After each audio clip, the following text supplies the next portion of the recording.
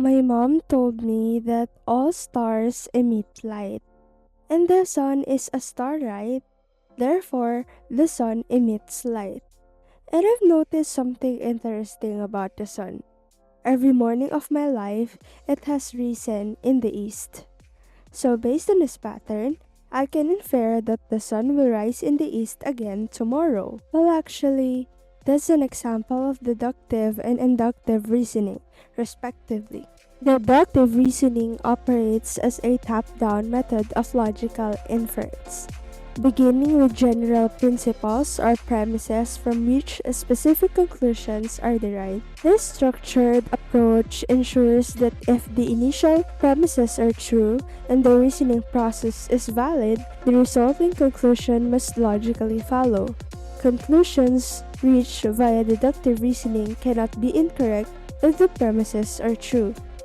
On the other hand, inductive reasoning starts with specific instances or observations and then draws broader generalizations. It relies on gathering evidence, identifying patterns, or discerning trends from these specific cases to make likely or plausible conclusions about a larger group of cases or the entire population. It employs a bottom-up approach to formulate new premises or hypotheses derived from observed patterns. So let's examine the previous example. The first premise established a general principle that all stars emit light. The second premise identifies the sun as a star.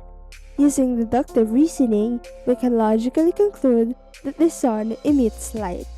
For the second part, demonstrates inductive reasoning by extrapolating from past observations of the sun rising in the east every morning.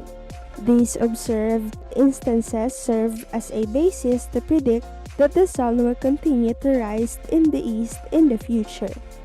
In conclusion, induction based on observation and experience generalizes from specific to predict broader outcomes.